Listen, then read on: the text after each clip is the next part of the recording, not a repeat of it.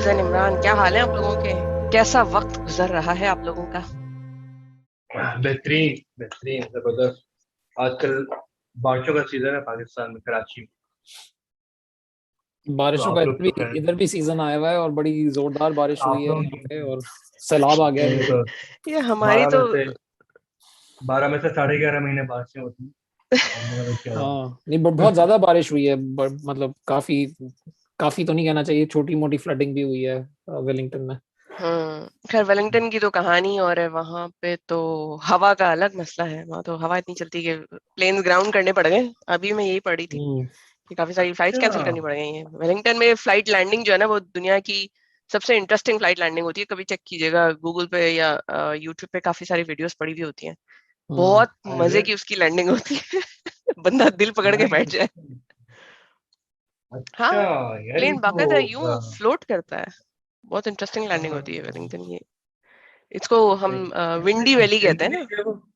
But बारिश के बाद ह्यूमिड होता है या सही रहता ह्यूमिड महसूस नहीं होता है ज्यादा, क्योंकि सर्दी होती है ना, मतलब ठंड होती है, इसलिए ह्यूमिड महसूस नहीं है? होता। हाँ। ह्यूमिड जो है वो गर्मी में ज्यादा महसूस होता है। ओके, सही है। बिल्कुल। बिल्कुल। आप बताएं अमरीन, आपकी तरफ क्या हो रहा है? क्या हो रहा है? बस काफी बिजी बिजी चल रहा है आजकल। वैसे तो स्कूल हॉलीडेज हैं, हम्म। लेकिन आफ्टर स्कूल हॉलीडेज मेरी डॉटर के एग्जाम्स होने वाले हैं। तो हम मैं उसको पुश करती रहती हूँ कि तुम कुछ पढ़ लो। मुझे याद आता हम्म। है अपने बचपन में, मुझे तो कोई नहीं कहता था। मैं खुद ही बड़ी जिम्मेदार बच्ची थी। बहुत मेहनत से मैं हम्म। पढ़ती थी। और आजकल के बच्चे, उनको बोल बोल के बिठाना पड़ता है। तो तो अभी एग्जाम तो नहीं होते ना इस एज में? वो बच्चों जो के? ऑप्शनल एग्जाम्स जो होते हैं ना, उसके लिए मैं अच्छा। हर दफा साइन अप कराती हूँ। क्योंकि हूं तो मैं बहरहाल एक पाकिस्तानी औरत ना, जो कि दिमाग में वो पढ़ाई का बुखार। इम्तिहानों के बगैर जिंदा नहीं रह बिल्कुल सकते। बिल्कुल बिल्कुल। तो वो मैं वरना अभी वैसे से, न्यूजीलैंड में इम्तिहान नहीं होते वैसे इस एज में। बिल्कुल, लेकिन मैंने हम्म। उसको पिछले 4-5 साल से तो वो दे ही रही है। हम्म। छोड़ना नहीं है मैंने। आपको इम्तिहान दे रही है। हाँ बिल्कुल। स्कूल स्कूल लेना ले आप। बिल्कुल बिल्कुल ऐसा ही है। नहीं, मुझे वाकई याद है कि हम बहुत मेहनत से पढ़ा करते थे। हम्म। बड़े हमारे खतरनाक किस्म के सब्जेक्ट्स भी होते थे। कुछ समझ आते थे और कुछ नहीं समझ आते थे, मगर हम पढ़ते थे। सही है। कौन से सब्जेक्ट्स ज्यादा पसंद है उसको, बेटी को आपके? उसको इंग्लिश हम्म। रीडिंग करवा लो बस, उससे और कुछ ना करवाओ। बुक हम्म। रीडिंग करती रहेगी। वो हमारे घर में हम्म। हमारी एक छोटी सी लाइब्रेरी है, और वो रीडिंग ही किस करती रहती है। तरह की फिक्शन वगैरह टाइप हाँ, ज्यादा पढ़ती? फिक्शन, नॉवेल, सब सब कुछ पढ़ती है वो। अब तो खैर काफी उसने एडवांस लेवल की बुक्स भी पढ़ना शुरू कर दी हैं। युval नोआ हरीरी की एक बुक है, होमो सेपियंस, ग्राफिकल नॉवेल। हाँ हाँ। आजकल वो सेपियंस। पढ़ रही है। हाँ, इतनी मोटी वो, जबरदस्त बुक है। यार आपकी वो क्या? इस एज पे वो पढ़ रही। हाँ जी। दैट्स काफी जबरदस्त बुक है, लेकिन वो तो मतलब हमारे लिए भी हजम करना नहीं, वो ग्राफिकल है। नॉवेल है। वो जो अच्छा, वो वो पढ़ रही है ना, ग्राफिक वो ग्राफिकल नॉवेल है। हाँ, है। तो वो खास तौर पे मैंने उसके लिए खरीदी है। अच्छा अच्छा। उस एक बुक के मेरे पास 3 वर्जन हैं। जो नॉवेल है वो तो मेरे फादर ले गए, मेरे पास ऑडियो बुक है। और ईमान के लिए मैंने वो खरीदी। आप जब छोटे थे तो आपको कौन से सब्जेक्ट्स पसंद है? यार मुझे आप तो पढ़ाई लिखाई का आपको शौक था, मुझे तो बिल्कुल भी ऐसा कोई बुखार नहीं था। थोड़ी सी कोई घास करा देता था कोई teacher, for some reason social studies की टीचर थी। बल्कि इतना मशहूर हो गया था क्लास 4-5 में कि वो लोग कहते थे कि वो फेवरेटिज्म करती है मुझे। मेरे मार्क्स बड़े अच्छे आते थे, तो वो पाकिस्तान स्टडीज, सोशल स्टडीज एक ही वो पाकिस्तान में गई है। आई थिंक शुरू से पाकिस्तान स्टडीज में मुझे बहुत शौक, और फिर ज़ाहिर है वो मोटिवेशन मिलती थी, तो मैं 3-4 साल तक बड़ा, मतलब वैसे पता नहीं कौन सा नंबर आता था पंद्रह सोलह क्लास में, लेकिन पाकिस्तान स्टडीज में मुझे कोई बीट नहीं करता था फेवरेटिज्म की वजह। वो पता नहीं नहीं नहीं, क्या मजाक वो एक मजाक कर रहा हूँ, मजाक कर बन गया। मेरी फेवरेटिज्म होगा किसी ना, पता नहीं, मुझे नहीं पता है, पुरानी बात किसी वजह रहा से हूँ। शायद हो भी सकता है। हम्म। बाकी लोग, इतने सारे लोग देख रहे हैं, तो it's not all jealousy, maybe there is a fact to it, लेकिन हम्म। जनरली जो था, whatever it was, it just motivated me to study a lot about Pakistan. हाँ, लेकिन वो बहरहाल it just went in vain because फिर आगे जाके लाइफ में मेरी थिंकिंग बड़ी चेंज हो गई। कुछ 2-3 चीजें सुनी, जिसमें से एक थी कि history is written by survivors. तो वो बड़ा एक मुझे था कि यार मतलब ये तो मैंने बहुत शौक से पढ़ी है चीजें, दूसरे एंड पे क्या इसकी हकीकत है क्या नहीं है। तो वो खैर बहरहाल वो फिर जिंदगी के, अगर टाइम होता तो उसको मैं पढ़ता। हाँ। पाकिस्तान स्टडीज और सोशल स्टडीज की जो मेरी यादें हैं मेरे पास, वो कुछ खास अच्छी नहीं है। मुझे तो वो खौफनाक किस्म के 14 नुकात ही जो है वो कभी याद नहीं हुए। और वो हर साल आते थे वो पेपर में। मुझे तो वही याद करना बड़ा मुश्किल लगता था। वैसे मैं पढ़ने में बहुत अच्छी थी, मैं कभी फर्स्ट सेकंड से नीचे नहीं आई, लेकिन कुछ चीजें थी जो मेरी स्ट्रगल थी, वो खास तौर पे उसमें Pakistan studies was one of those things, क्योंकि वो प्योर पाकिस्तान की हिस्ट्री मेरे लिए रटना बहुत मुश्किल था। तो मुझे अगर कोई पाकिस्तान स्टडीज का नाम भी लिया तो मुझे वो सिर्फ 14 नुकात याद आते हैं, जो मेरी जिंदगी का बड़ा आपको मुश्किल वक्त था। आपको पहली नौकरी में उन्होंने नौकरी दे दी थी बगैर 14 नुकात याद किए? सी मजे की बात आप ये सोचें कि जो हम पूरा साल लगा के और कितने घंटे, अगर हम मैन पावर की बात करें, कितने घंटे लगा के हम वो याद करते हैं और इम्तिहान की तैयारी करते हैं। जिंदगी के अगले 30-40 साल जो भी आपने करियर में लगाने हैं, एक दफा कोई आपसे पूछता भी नहीं है कि तुमने कभी वो पढ़ा भी है या नहीं। खैर, ये एक अलग टॉपिक ऑफ डिस्कशन बन सकता है, क्योंकि ऐसे और बहुत सारे कोर्सेज हैं जो हम पढ़ते हैं और आगे की जिंदगी में हम कभी कोई उसका यूटिलाइजेशन नहीं है। तो वो 14 नुकात वो शायद इस वजह से थोड़ी पढ़ाते हैं कि आपको नौकरी अच्छी मिले, वो तो इस वजह से पढ़ाते हैं कि आप अच्छे पाकिस्तानी बने ना। अगेन बात वही है कि जो टेक्स्ट बुक्स में जो लिखा जाता है, फैक्ट्स को बहुत मसाज करके प्रेजेंट किया जाता है, वो एक अलग कहानी है। अब अगर आप वाकई इसकी डिटेल्स में जाना चाहें तो facts could be completely different than what your textbook is telling you. तो ये भी एक फैक्ट है कि जो हमने पढ़ा है वो पूरा सच नहीं है। वो जब बंदा पढ़ना शुरू करता है और सोचना शुरू करता है तो उसको नजर आता है कि सच क्या था, और हम कितने साल क्या सोच के पढ़ते रहे और यकीन भी करते रहे। I think the world most powerful tool is narrative propaganda. वही जो कम्युनिटीज बनती हैं वो उसी के अराउंड ही बनती हैं, और वो सच भी हो सकता है, आधा सच भी हो सकता है। इतनी एम्फेसिस के साथ पढ़ाया जाता है और इर्द गिर्द के लोग भी वही बिलीव कर रहे होते हैं, तो there is no reason at least बचपने में उसको डाउट करने में। तो लेकिन वैसे मेरी मोहित भाई से काफी कई बार डिस्कशन होती रहती है, और मुझे बड़ा शक है कि इनको जो दूसरी साइड का मैं इंफॉर्मेशन है ना, जो मैं कह रहा हूँ कि वो सिर्फ एक साइड में नैरेटिव पता है, इनको काफी इल्म है। तो I would really love to know your thoughts about it. मिलता है कि क्या जो हमें पढ़ाया जाता है पूरा सच है, आधा सच है, सवा सच है, बिल्कुल भी सच नहीं, क्या है क्या?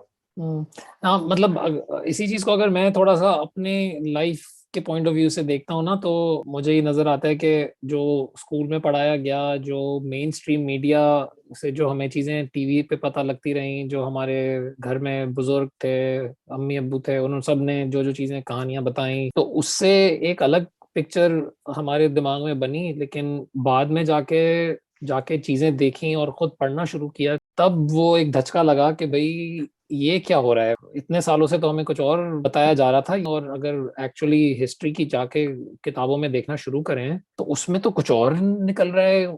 ये एक मुझे बड़ी वही जो धचका आपको लगता है ना कि यार ये कैसे हो सकता है कि यहाँ तो कुछ और ही लिखा हुआ है। तो इस तरह की 2-3 मेरे एक्सपीरियंसेस हुए ना, तो उसमें फिर मैंने और ज्यादा जाके पढ़ना शुरू किया, तो उसमें जो चीजें और निकलना शुरू हुई तो बिल्कुल ही एक अलग पिक्चर बन के सामने आई फिर। तो मिसाल के तौर पे जो शायद मेरा पहला बड़ा धचका था वो ये था कि हमें बताया जाता है कि अल्लामा इकबाल जो है उन्होंने अच्छा, उससे पहले एक शायद ये जिक्र करना जरूरी है कि क्योंकि ये एक इमोशनल टॉपिक है वो हम सबके लिए, मुहिब्बे वतन पाकिस्तानी हैं, तो इस तरह के टॉपिक्स जो हैं वो थोड़े से जज्बाती होते हैं, और हम जज्बाती कौम भी मशहूर हैं हम थोड़े से। और जहाँ पे जज्बात आपके ज्यादा उभरना शुरू हो जाए ना, तो वहाँ पे लॉजिक जो है वो खिड़की से बाहर निकल जाती है। तो इस वजह से और ज्यादा मुश्किल है इन चीजों को पढ़ना या डिस्कस करना ना, क्योंकि जैसे ही आपके जज्बात जो है वो उभरना शुरू होते हैं, तो आपका जो सोचने वाला जो कैपेबिलिटी है दिमाग की वो बंद हो जाती है। अगर आपको महसूस हो कि भाई ये आपके अब जज्बात जो हैं वो हर्ट हो रहे हैं और आपके अंदर से वो गुस्सा निकल रहा है, तो आपको या तो पढ़ना उस वक्त थोड़ी देर के लिए छोड़ दें जब तक आपका गुस्सा ठंडा हो जाए, और उसके बाद दोबारा आके चीज को देखना शुरू करें, या ओवरऑल वैसे ही अपने आप को ट्रेन करें कि आप जज्बात पे काबू रखें जब आप कुछ सीखने की कोशिश कर रहे हैं। जब आप सोच के बोलिए कि मेरी शर्ट भी कुछ कह रही है। क्या लिखा हुआ है जरा बताना शर्ट में आज? Give no one. ठीक है, Forgive no one. Good good, all right. तो चलो मैं कोशिश करता हूँ ख्याल रख के बात करूँ। हाँ, तो I think what we should understand and accept के facts जरूरी नहीं है हमेशा वही हो जो हमने आज तक सुने हैं। और जो हमारे दिमाग में एक माइंडसेट हमारा बन गया है, facts could be different, reality could be different. वो और बात है कि हमें ना पता हो, तो हमारे अंदर उतने गट्स होने चाहिए कि हम सुने समझें और उसको एक्सेप्ट करें।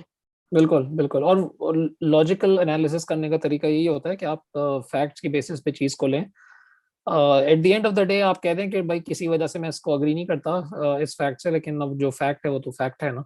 बिल्कुल।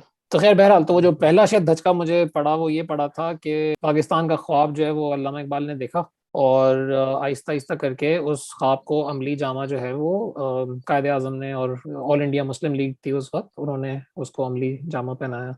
तो अब वो 1930 में जो इलाहाबाद का शायद एड्रेस है अल्लामा इकबाल का, जो कि कहा जाता है कि एक जलसे के अंदर या एक बड़े मजमे में लोगों को ये आइडिया शेयर किया हमारा एक अलग मुल्क होना चाहिए। और उस एड्रेस के ऊपर जब मैंने चीजें देखना शुरू की तो मुझे कुछ और नजर आना शुरू हुआ कि उसी एड्रेस के अंदर अल्लामा इकबाल ने लफ्ज इस्तेमाल किए हुए हैं कि ये जो हमारी इंडिपेंडेंट स्टेट्स होंगी, इस पे भी आते हैं कि ये स्टेट्स का लफ्ज का क्या मतलब था, अल्लामा इकबाल जो कह रहे थे। तो लेकिन अल्लामा इकबाल ने कहा कि जो ये इंडिपेंडेंट स्टेट्स होंगी ना, तो ये तो इंडिया को बचाने के लिए हम फ्रंट लाइन स्टेट्स होंगी, इंडिया को प्रोटेक्ट करेंगी फ्रॉम एनी इन्वेजन।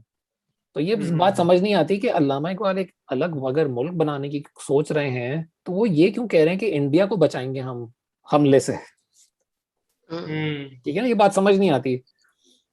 और invasion from from from Russia side बहुत सारी, मतलब हिस्ट्री में देखा जाए तो इस सब कॉन्टिनेंट पे ना उस डायरेक्शन से बहुत सारी इन्वेजन हुई हैं। हाँ हाँ ठीक है ना। ठीक ठीक।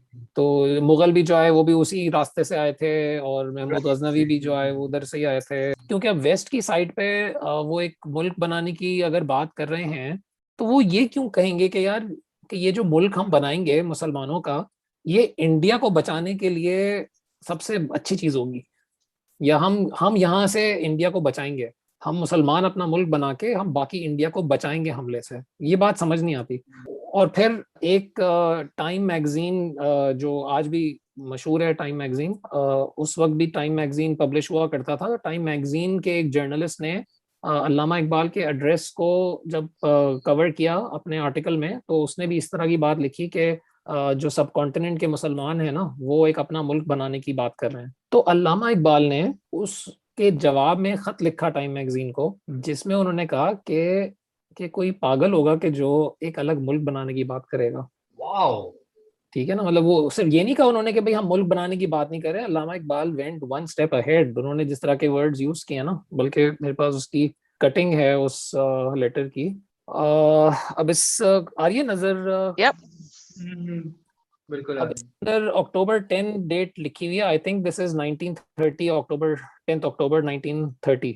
इसका मैं लिंक भी डाल दूंगा डिस्क्रिप्शन में। तो इसमें मैं कुछ इंपॉर्टेंट चीजें पढ़ के सुनाता हूँ। मे आई टेल डॉक्टर थॉमसन। अब ये डॉक्टर थॉमसन थे जिन्होंने, हाँ, वो आर्टिकल लिखा था। तो अब अल्लामा इकबाल कह रहे हैं, may I tell doctor Thomson that in this passage I do not put forward a demand for a Muslim state outside the British Empire, but only a guess at the possible outcome in the dim future of the mighty forces now shaping the destiny of the Indian subcontinent. No Indian Muslim, ये सुने, no Indian Muslim with any pretense to sanity contemplates a Muslim state or series of states in northwest India outside the British Commonwealth of Nations as a plan of practical politics.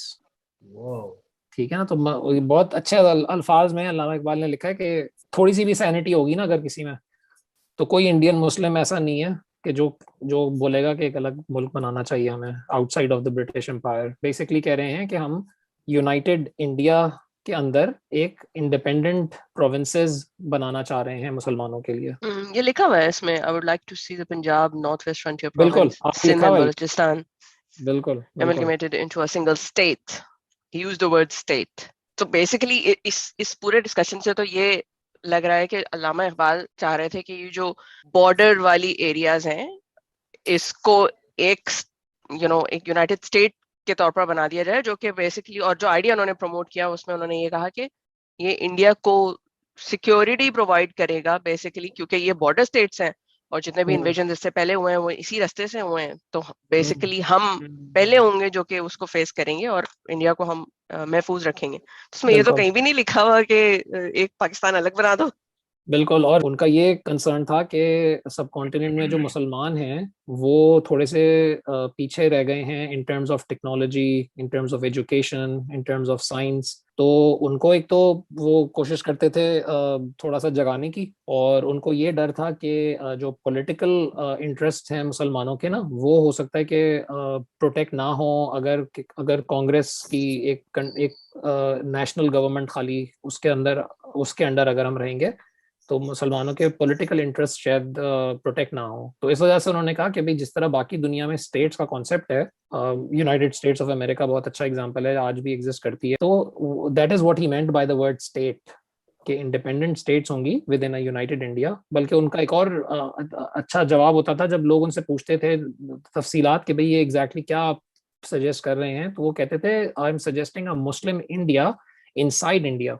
ठीक है ना, तो वो ये इस तरह clarify करते थे अपने आइडिया को वो। तो ये वो शायद पहला दचका था जो शायद मुझे मिला कि यार अल्लामा इकबाल ने तो शायद ख्वाब किसी और चीज का देखा था। उसका ये मतलब नहीं है कि आज जो हमने कर दिया वो गलत कर दिया और आज जो है वो बिल्कुल गलत है। मैं सिर्फ कह रहा हूँ कि उसको फिर हमने उस तरह एक्सेप्ट करना चाहिए। आपने अगर एक मुल्क बना लिया है तो बना लिया है, ठीक है, अच्छी बात है और बहुत अच्छी बात है, लेकिन उसके अंदर जबरदस्ती फिर आप अल्लामा इकबाल को क्यों धकेले बीच में डाल रहे हैं कि क्या आपने उन्होंने ख्वाब देखा था? उन्होंने नहीं देखा था ख्वाब, उन्होंने किसी और चीज का ख्वाब देखा था। जो टेक्स्ट बुक्स में पढ़ाया जाता है उसमें तो क्लियरली, सॉरी, जो टेक्स्ट बुक्स में पढ़ाया जाता है उसमें तो क्लियरली यही बताया जाता है कि अल्लामा इकबाल ने पाकिस्तान का ख्वाब देखा था। बिल्कुल मुझे तो यही याद पड़ता है। ये और मैंने भी यही पढ़ा है। तो ऐसा पॉसिबल है कि उन्होंने, ऑल्दो ख्वाब तो ख्वाब है ना भाई, उन्होंने उस जमाने में जो है टाइम मैगजीन के जवाब में उन्होंने ये चीज लिख दी, लेकिन ख्वाब भी देखा हो और उसको एक्नॉलेज ना किया हो, और फिर बाद में जब ये चीज उस तरफ जा रही हो तो फिर एक्नॉलेज किया हो कि यार ये तो ख्वाब मुझे 1930 में आया था। तो मतलब अल्लामा इकबाल फिर एक और आर्टिकल लिख देते या एक और तकरीर कर देते जिसमें वो कह देते ना कि भाई अब मैंने ख्वाब देख लिया है तो अब मैं अपना ओपिनियन चेंज कर रहा हूँ, या अब मैं ये यानी इसके बाद भी कभी इल्लामा इकबाल की तरफ से कभी कोई कोई स्टेटमेंट नहीं है जिसमें कोई इंडिकेशन हो कि उनका कोई, एटलीस्ट क्योंकि मुझे नहीं नजर यार आई कोई भी ऐसी। ये वाली स्टेटमेंट मेड अप है। मतलब मैं इतना कंट्रोवर्शियल नहीं होना चाह रहा, लेकिन अगर इल्लामा इकबाल ने नहीं बोला तो फिर क्यों लिखा हुआ टेक्स्ट बुक? और वो वाली चीज जो आप कह रहे हो ना कि क्या हो सकता है बाद में अल्लामा इकबाल का पॉइंट ऑफ व्यू चेंज हो गया हो, वो चीज इस वजह से भी चैलेंज हो जाती है कि किताबों में ये नहीं लिखा हुआ कि अल्लामा इकबाल का पॉइंट बाद में चेंज हो गया था। किताबों में तो लिखा हुआ है कि 1930 में अल्लामा इकबाल ने एक एक इंडिपेंडेंट कंट्री का कॉन्सेप्ट दिया था। हाँ, और उसी एड्रेस में बाकी और जो चीजें लिखी हुई हैं वो हम नहीं पढ़ते, और उस एड्रेस के बाद अल्लामा इकबाल की क्लैरिफिकेशन मौजूद है वो भी हम इग्नोर करते हैं। तो ये एक तरह से तकलीफ दे चीज है अगर देखा जाए ना। आप के साथ धोखा हुआ है, जैसे मतलब मैं अपनी बात कर रहा हूँ कि मुझे हाँ। महसूस ऐसा हुआ कि यार मेरे साथ ये धोखा हुआ है, ये तो फिर इतने सालों से ना मुझे क्यों गलत बात बताई गई है। ऐसा थोड़ी कि अगर ये बात इस तरह नहीं होती और अगर मुझे सही बात बताई जाती तो मैं कम पाकिस्तानी हो जाता। मतलब पाकिस्तानी तो मैं जज्बा वैसे ही रहता, बल्कि मैं और कॉन्फिडेंट रहता कि यार एटलीस्ट मैं सच्चाई के ऊपर खड़ा हूं ना अब। तो ये मैं किस चीज पे खड़ा हूँ अब? इतने साल मतलब जो भी लोग स्कूल जाते हैं और पढ़ते हैं इतने साल, उनको आप एक ही मैसेज कम्युनिकेट करते हैं, उनको इस तरह फीडिंग करते हैं उनके दिमाग में कि ये चीज है, और जब वो चीज इस तरह सामने आती है कि अच्छा ये तो कहीं थी नहीं, ये आ कहाँ से रही है, तो इट्स डेफिनेटली अ शॉकर, क्योंकि हमारी तो फिर बुनियादें हिल जाती है ना। हम एक चीज सोचकर चल रहे हैं, एक अरसे से हमें एक चीज बताई जा रही है, हम उसी को एक्सेप्ट करते हैं। अब आप अगर अपनी टेक्स्ट बुक पे भी भरोसा ना कर सकें कि यार वो आपको सच बता रही है, तो फिर आप किस पे भरोसा करेंगे? मगर फिर ये, अगर हम थोड़ी सी रोशनी इस पे डालें कि ये जो दो कौमी नजरिया आया था, अगर इकबाल ने नहीं दिया और कोई फैक्चुअल एविडेंस मौजूद नहीं है कि ये इकबाल ने नहीं दिया, तो ये आ कहाँ से रहा है? कहाँ से ये इनिशिएट हुआ? इसकी भी वो नहीं है कोई क्लियर क्या कहते हैं, शुरुआत नहीं है कोई। अब ये डिपेंड करता है कि आप किससे सवाल कर रही हैं ये। अगर वही मेन स्ट्रीम जो हमारा पॉइंट ऑफ व्यू है ना, अगर उसको फॉलो करके अगर आप इसका जवाब दें तो इसका जवाब ये है कि वो 1930 में अल्लामा इकबाल ने बुनियाद डाली है टू नेशंस थ्योरी की। ठीक है, लेकिन अगर तो हम थोड़ा फैक्चुअली देखना शुरू करें तो वो बहुत बाद में जाके कायदे आजम ने ये वाली बात करना शुरू की है। और आई थिंक अल्लामा इकबाल के वफात के बाद ये वर्ड्स यूज करना शुरू किए हैं कायदे आजम ने भी ना। बल्कि एक और इंटरेस्टिंग चीज ये नजर आती है कि ऑल इंडिया मुस्लिम लीग सब कॉन्टिनेंट के मुसलमानों की रिप्रेजेंटेटिव जमात थी, और उनको वो अलग मुल्क बनाने की जिद्दोजहद कर रही थी। तो वो स्ट्रगल की कोई हिस्ट्री नजर आनी चाहिए ना, कि 1947 में अगर पाकिस्तान इंडिपेंडेंट हुआ है तो उससे पहले वाले जो 20 साल हैं वो पॉलिटिकल पार्टी बनी और उसने अपना अपना मंशूर लोगों के सामने पेश किया, और उसकी आहिस्ता आहिस्ता पॉपुलैरिटी बढ़ी और उसने स्ट्रगल करना शुरू की। जो ऑल इंडिया मुस्लिम लीग की जो अपनी वो है फॉर्मेशन है, उसमें भी कोई मुल्क का जिक्र नहीं है।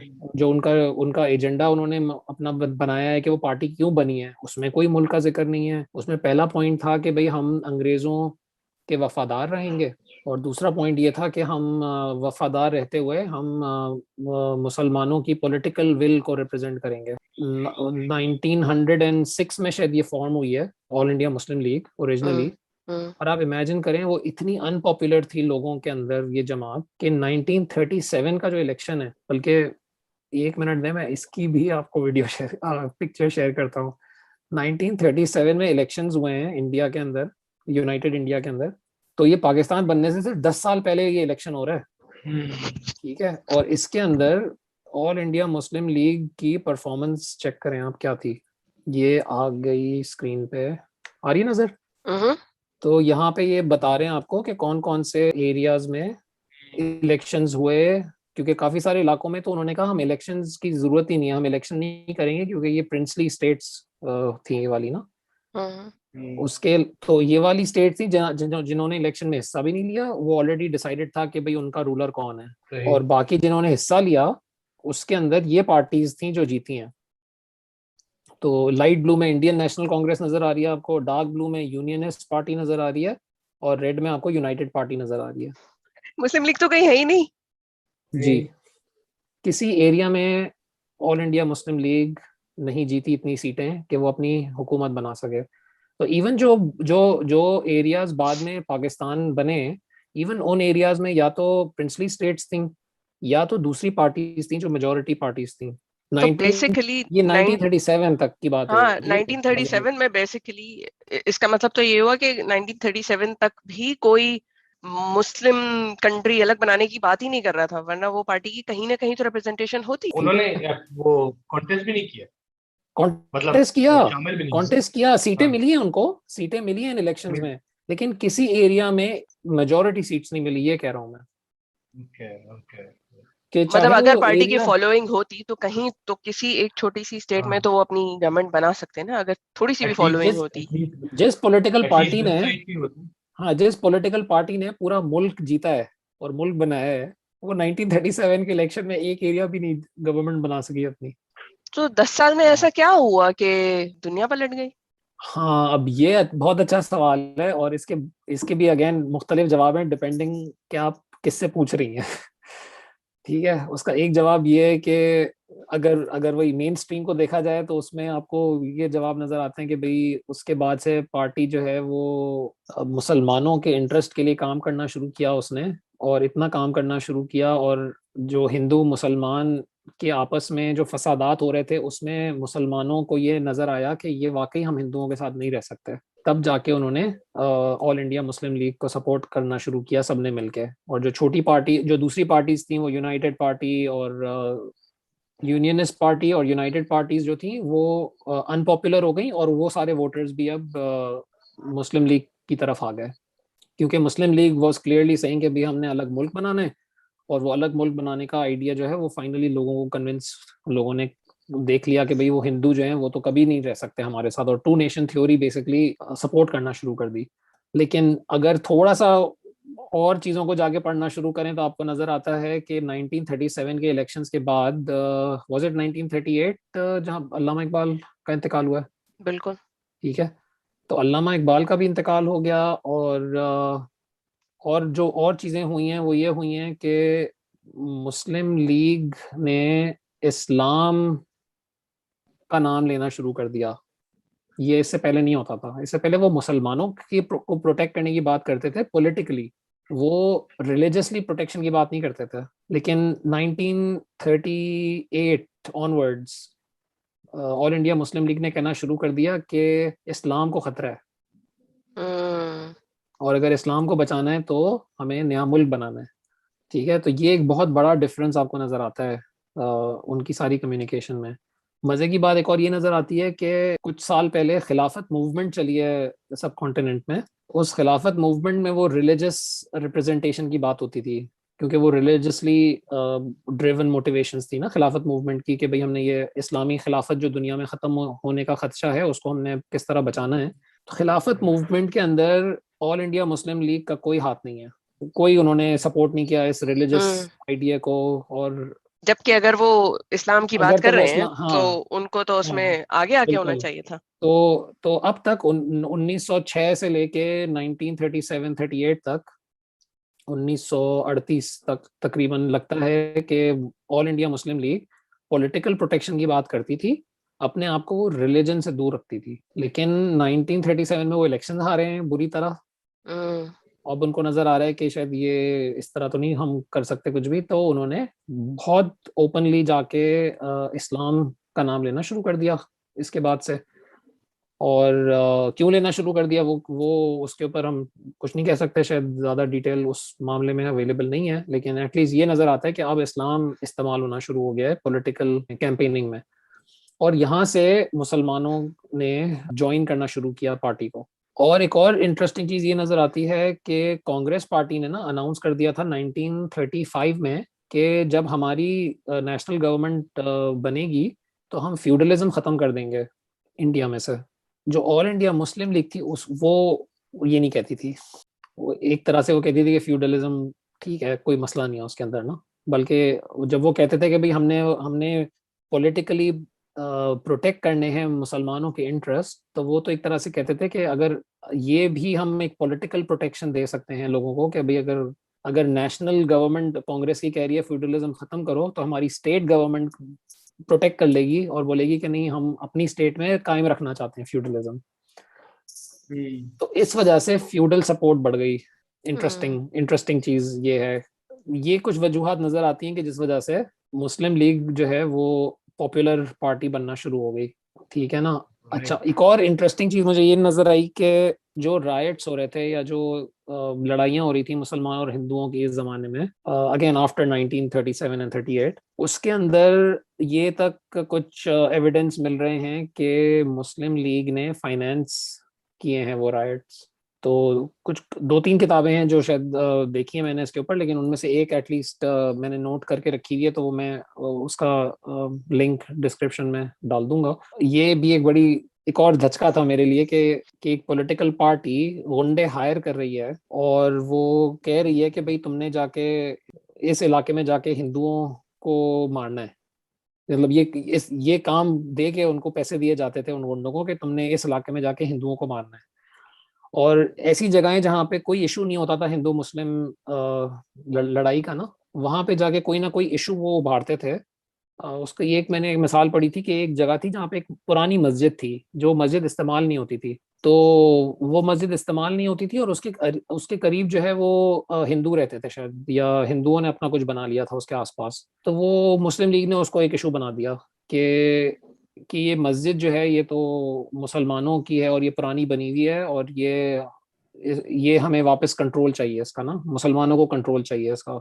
तो वो एक नॉन इशू एक था बहुत पुराना, और कोई जरूरत नहीं थी उसको छेड़ने की। कोई फायदा नहीं हुआ उससे उसको छेड़ने का। लोगों में आपस में नफरतें पैदा हुई, लड़ाइयाँ पैदा हुई, लेकिन पॉलिटिकली पार्टी को ये फायदा हो गया कि लोगों को अब ये महसूस होना शुरू हो गया कि यार जब लड़ाई होगी तो फिर हमें कौन बचाएगा।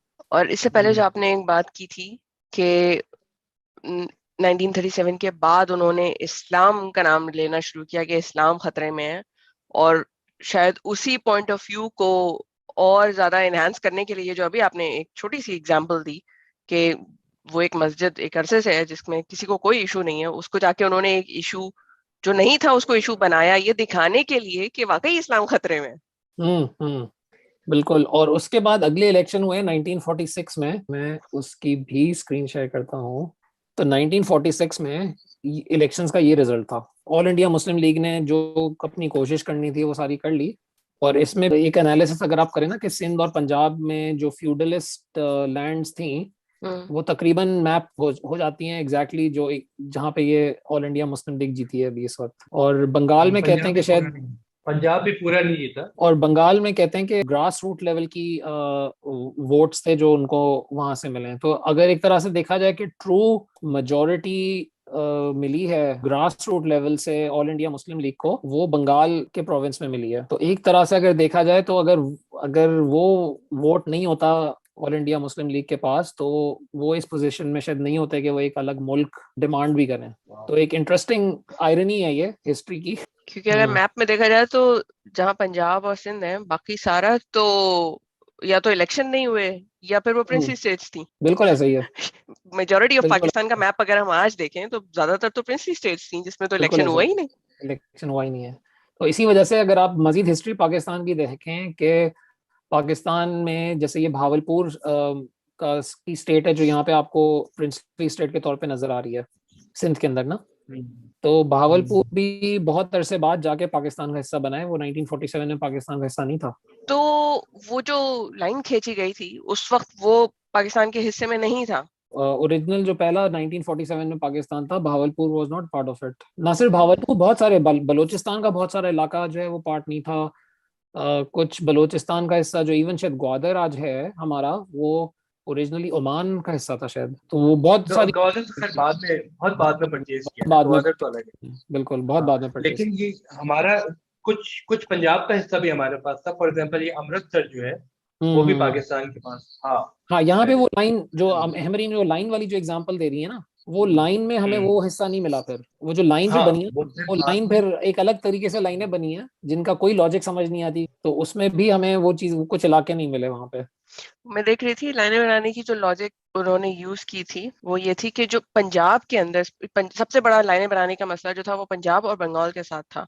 पंजाब में उन्होंने ये लॉजिक यूज की थी कि जो छोटे छोटे से इवन गांव भी हैं जहाँ पे पॉपुलेशन डिपेंड करता है वो मुस्लिम हैं, हिंदू हैं या सिख हैं, क्योंकि ज्यादातर मुस्लिम और सिख थे, तो वो उसकी बेसिस पे उन्होंने एक तो लाइन बनाई और उसमें ये थोड़ा सा उन्होंने कंसिडरेशन की थी कि रेलवे लाइन जो है वो डिसरप्ट ना हो, पानी की लाइनें डिसरप्ट ना हो, समथिंग लाइक दैट।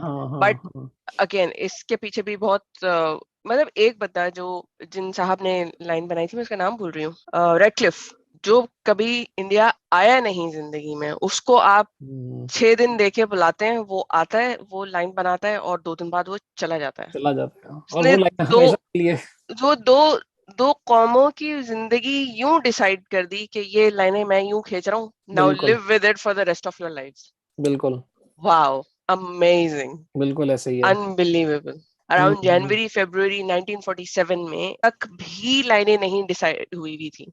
अगस्त में पाकिस्तान आजाद हुआ है, जुलाई तक में लाइनें नहीं डिसाइड हुई थी। जो रेडक्लिफ को बुलाया गया था वो जुलाई में आए थे लाइनें डिसाइड करने के लिए, और कोई प्लानिंग नहीं की गई। मतलब आप सोचें, ब्रिटिश एम्पायर कोई छोटी मोटी एम्पायर तो नहीं थी, वो दुनिया रूल कर रहे थे।